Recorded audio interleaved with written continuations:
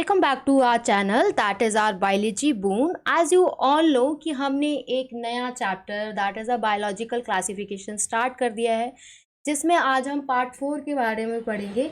जिसमें आज का जो हमारा टॉपिक है that is the structure of you bacteria. ठीक है, यू बैक्टीरिया के स्ट्रक्चर के बारे में पढ़ेंगे। If you have any doubt on any topic you can message me on Instagram और अ टेलीग्राम, जिसका लिंक आपको डिस्क्रिप्शन बॉक्स पे मिल जाएगा। तो चलिए, जो आज का अपना टॉपिक है that is the structure of you bacteria, उसे स्टार्ट करते हैं। अगर हम देखें तो एज यू ऑल नो कि बैक्टीरिया जो है दैट इज़ बैक्टीरिया का स्ट्रक्चर जो है बहुत ज़्यादा सिंपल होना चाहिए, but they have a very complex in behaviour. लेकिन उनका स्ट्रक्चर सिंपल होने के बावजूद भी उनका जो बिहेवियर होता है वो बहुत ज़्यादा कॉम्प्लेक्स होता है। ठीक है, अपार्ट फ्रॉम दैट अगर हम यू बैक्टीरिया की बात करें तो यू बैक्टीरिया जो कि एक तरीके का बैक्टीरिया है जिसे हम बोलते हैं that is a true bacteria. ठीक है, इस बैक्टीरिया की जो सेल होती है उसके पास एक सेल एनवेलप होता है। ठीक है, what do you mean by a cell envelope? उस सेल एनवेलप के अंदर 3 लेयर होती हैं और उन तीनों लेयर को मिला के उसे हम कहते हैं that is a cell envelope. अगर हम तीनों लेयर्स की बात करें तो जो पहली लेयर होती है that is a outer most layer.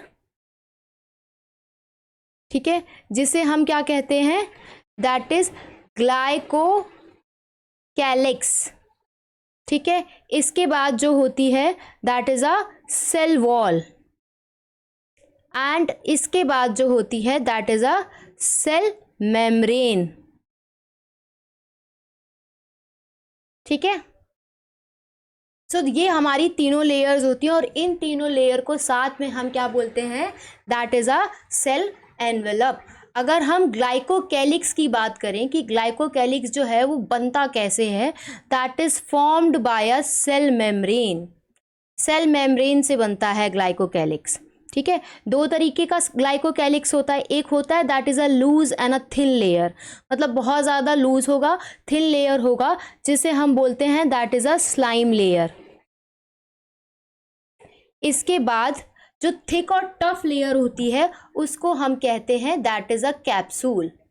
ठीक है, अब ये तो हमें पता चल गया कि कौन सी लेयर कैसी होती है। स्लाइम लेयर जो होती है that is a loose layer and a thin, whereas capsule जो होता है थोड़ा सा टफ होगा और थिक होगा। लेकिन ये बनता किससे अगर क्वेश्चन देखा जाए, सो अगर हम बात करें स्लाइम लेयर की, so it is made up of polysaccharide. Polysaccharide का बनता है। बहुत सारे मोनोसेक्राइड्स जब जॉइंट होते हैं तो उसे हम पॉलीसेक्राइड कहते हैं। वेयर एज हम कैप्सूल की बात करें तो capsule is made up of polysaccharide and a polypeptide.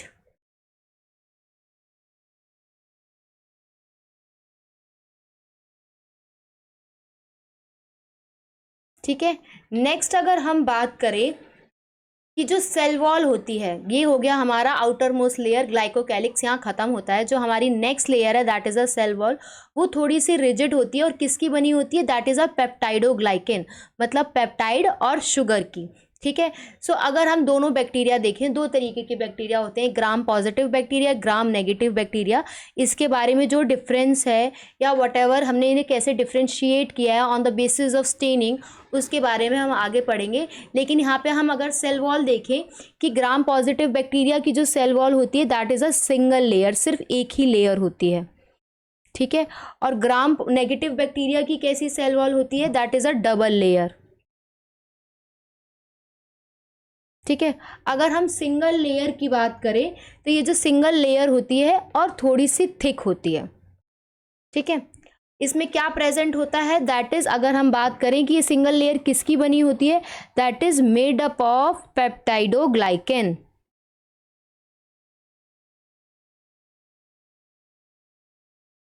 ठीक है, नेक्स्ट अगर हम बात करें and lipid in less amount.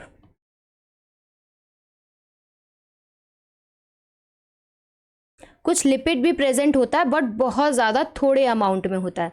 ठीक है, अगर हम ग्राम नेगेटिव बैक्टीरिया को देखें तो इसमें डबल लेयर है, मतलब एक आउटर लेयर होगी एक इनर लेयर होगी। तो जो आउटर लेयर होती है वो थोड़ी सी थिक होती है और किसकी बनी होती है? दैट इज अ लिपोपॉलीसेक्राइड की।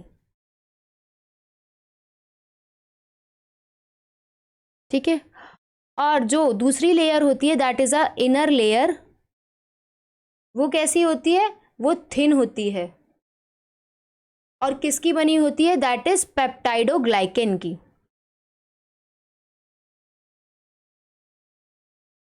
नेक्स्ट अगर हम बात करें कि जो बैक्टीरिया की सेल वॉल होती है, अगर वो सेल वॉल डैमेज हो जाए, उसे हमें रिमूव करना हो, मतलब उसको हमें बिल्कुल पूरी तरीके से हटाना हो, आर्टिफिशियली रिमूव करना हो, तो हम कौन से एंजाइम से कर सकते हैं? That is a lysozyme. Lysozyme क्या है? ये एक तरीके का एंजाइम है जो कि बैक्टीरियल की सेल वॉल को रिमूव कर देता है। ठीक है, ऐसे में जब बैक्टीरियल की सेल वॉल रिमूव हो जाएगी विद द प्रोसेस, किसकी वजह से? एंजाइम की वजह से, तो ऐसे बैक्टीरिया को हम क्या कहेंगे? That bacteria are called L form. L form कहेंगे या फिर that is a lister form कहेंगे।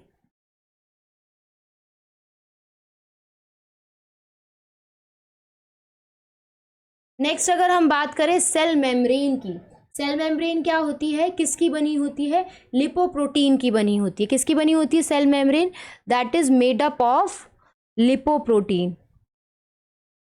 ठीक है, और इसी लिपोप्रोटीन का क्या बना होता है? That is a eukaryotic membrane. मतलब ये तो प्रोक्रियोट्स की बात चल रही है, पूरा बैक्टीरिया किस पे बेस्ड है? That is on a prokaryote, लेकिन यूक्रियोट की सेल मेम्ब्रेन भी किसकी बनी होती है? That is a lipoprotein. तो क्या हम ये लिख सकते हैं? That is made up of a lipoprotein like a you bacteria membrane.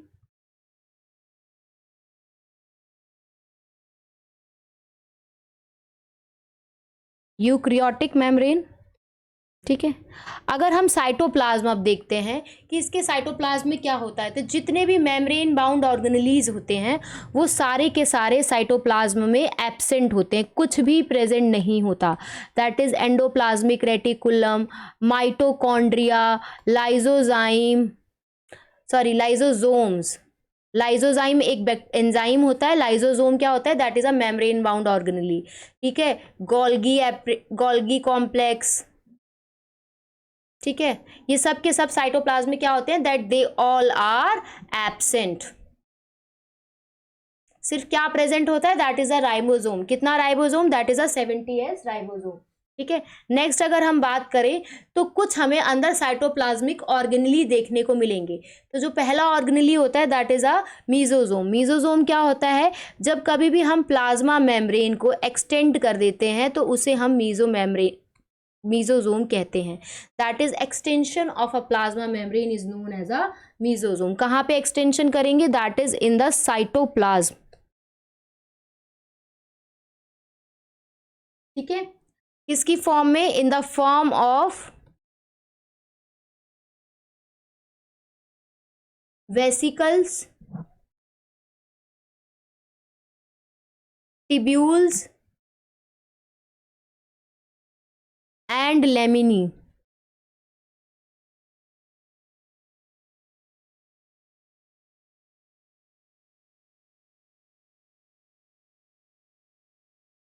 ठीक है, नेक्स्ट अगर हम बात करें तो किस में हेल्प करता है? That is help in respiration.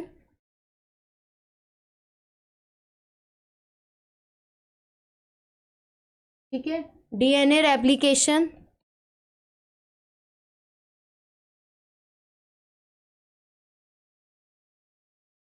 And cell division.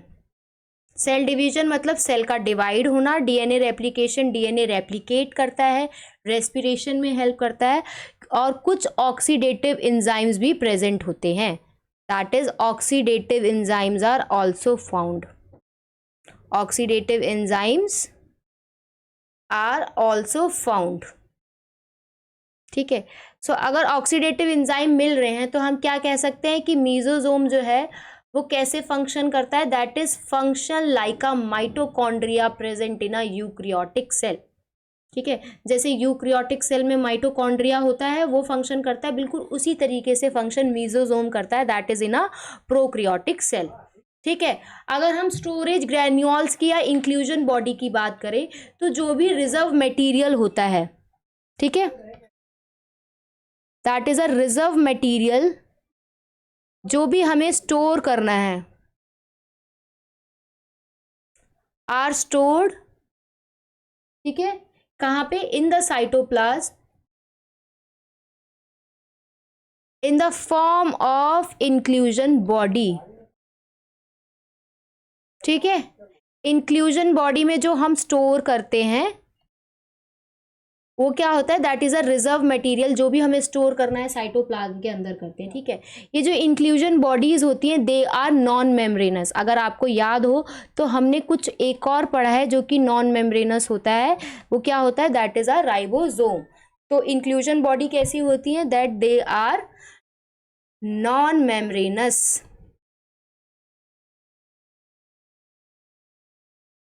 ठीक है। नेक्स्ट अगर हम बात करें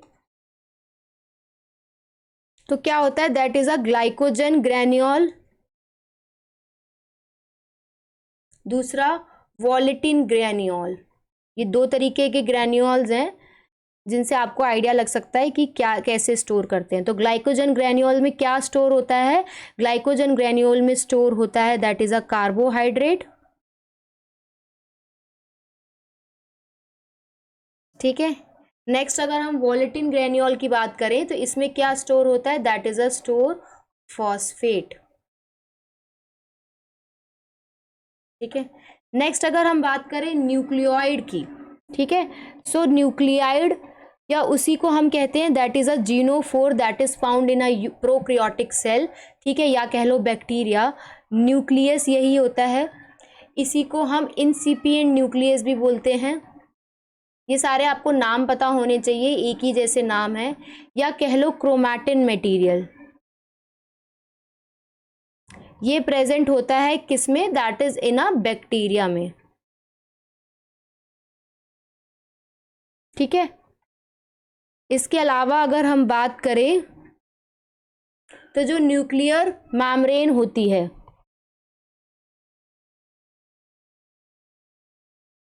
ठीक है, एंड न्यूक्लियोलस जो होता है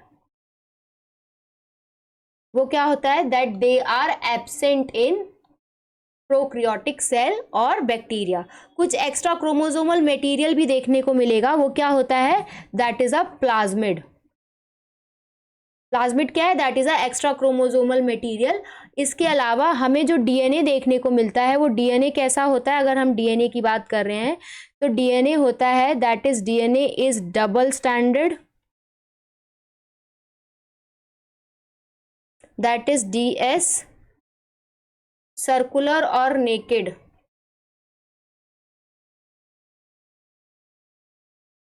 ठीक है। ये कुछ ऐसी सेल है, ठीक है, ये अंदर सेल है, ठीक है, ये सेल वॉल, ये सेल मेम्ब्रेन, यहाँ ये कुछ मटेरियल प्रेजेंट है जिसे हमने कह दिया दैट इज अ न्यूक्लियोइड कह लो, जीनोफोर कह लो, इंसिपिएंट न्यूक्लियस कह लो, and this is a plasmid, जो कुछ एक्स्ट्रा क्रोमोसोमल मटेरियल प्रेजेंट होता है, ठीक है। नेक्स्ट अगर हम बात करें स्टेनिंग ऑफ बैक्टीरिया, तो जो स्टेनिंग ऑफ बैक्टीरिया के बारे में किसने बताया था, दैट इज एच.सी. ग्राम साइंटिस्ट ने बताया था। ये साइंटिस्ट का नाम है, दैट इज अ एच.सी. ग्राम। उन्होंने डिफ्रेंशिएट कर दिया था बैक्टीरिया को किसके बेसिस पे, on the basis of staining.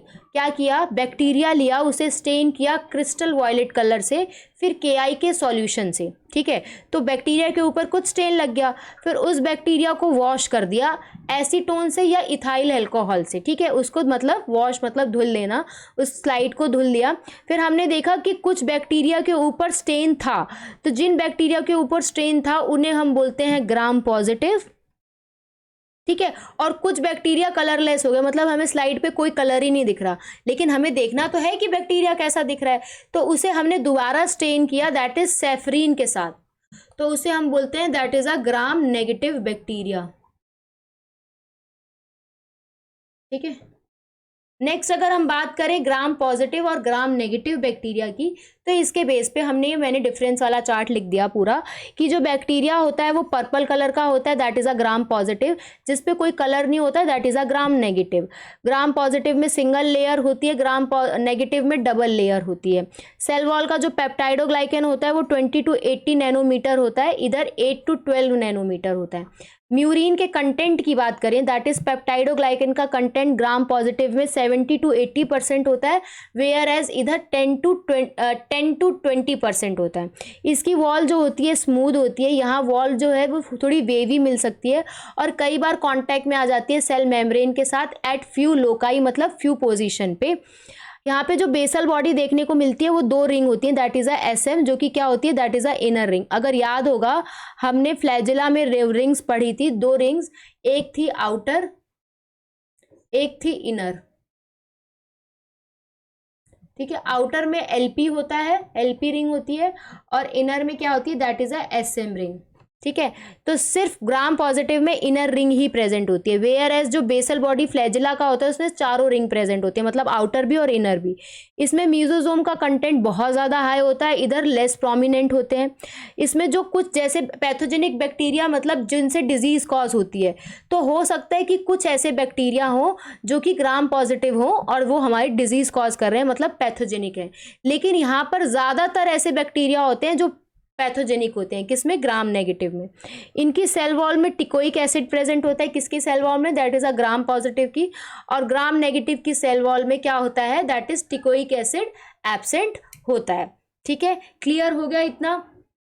ठीक है, this is all about the today's topic. यहाँ पे पूरा स्ट्रक्चर ऑफ यू बैक्टीरिया खत्म होता है। जो हम नेक्स्ट कवर करेंगे that is a respiration, nutrition and reproduction of a eubacteria, some examples of eubacteria. इसके बाद जो नेक्स्ट वीडियो आएगी that is on a mycoplasma and after that blue green algae. फिर हमारा ये Monera पूरा complete हो जाएगा। ठीक है, यहाँ पे मैं अपना पूरा लेक्चर वाइंड अप कर रही हूँ। आई होप आपको लेक्चर समझ में आया हो।